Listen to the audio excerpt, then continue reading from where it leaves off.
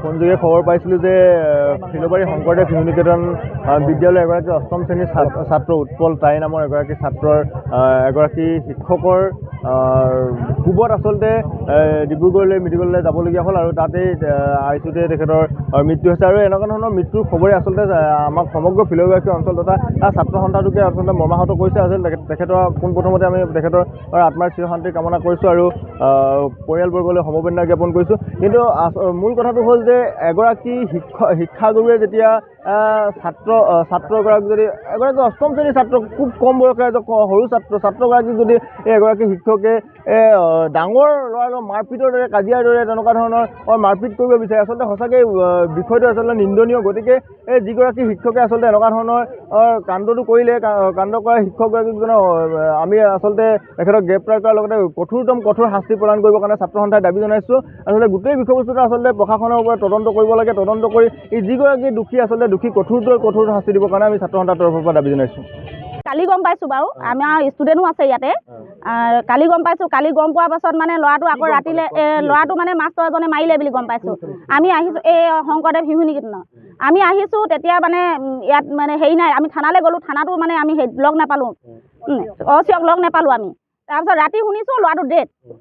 আমাক ল'ৰাটো আজি আৰু স্কুলখন কি কাৰণে বন্ধ কৰিলে? আজি মৰণত প্ৰাৰ্থনা এটা কৰিব লাগিছিলে ল'ৰা ছোৱালী ষ্টুডেণ্ট গোটাই, কি চিৰ জীৱন বন্ধ কৰি দিম বুলি ভাবিছে নেকি? আমাৰ ল'ৰা ছোৱালীখিনি জীৱনটো খাই দিম বুলি ভাবিছে নেকি? এজনটো খালেই আৰু বাকী ল'ৰা ছোৱালীখিনি কি হ'ব? টিচাৰে সেইটো কি ভাবিছে কি না গোটেই টিচাৰখিনিয়ে কি হেৰি ব্লক খাই মাৰিছে নেকি? আমিতো বাকী টিচাৰখিনিক আমি মানে হেৰি কৰা নাই, দুখ নাই দিয়া। যোনজনে মাৰিলে আমাক সেইজনকে লাগে বুলি ধৰিছিলোঁ, কিন্তু আজিতো আমি এতিয়া চবকে দৰকাৰ হৈছে, আমাক চব ষ্টুডেণ্টে দৰকাৰ হৈছে আমাক।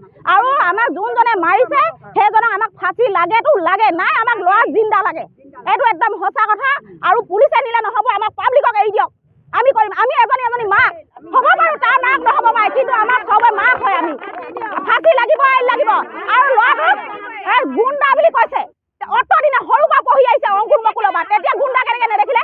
আজি ল'ৰাটো মৰি গ'ল, আজি গুণ্ডা বুলি কৈছে। সেই টিচাৰজনকো লাগে, যোনজনে গুণ্ডা বুলি কৈছিলে আমাক, সেই টিচাৰজনো লাগে আমাক। কেলে ক'ব অসুৰ বুলি? অসুৰ কোন কাক বুলি কয়? আজি মাষ্টৰ যোনজনে মাৰি পেলালে তাক অসুৰ বুলি কয়। সিহঁতৰ বিবেকত নাই নেকি? এটা শিক্ষক হয়, আমি কাৰ ভৰসাত এৰি দিম ল'ৰা ছোৱালী? আমি কাৰ ভৰসাত এৰি দিম আমি ল'ৰা ছোৱালী? আমি গোটেই দিনটো ল'ৰা ছোৱালী কি আমাক ন্যায় লাগে, আমাক মানে ল'ৰা যেতিয়ালৈকে ফাঁচি নিদিয়ে তেতিয়ালৈকে স্কুল বন্ধ সিহঁতি নিজেই দিছেতো।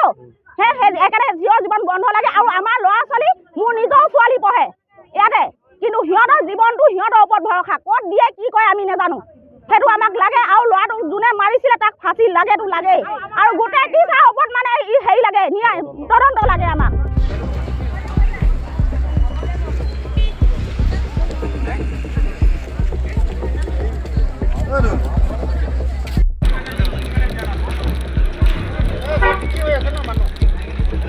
কি হ'ল?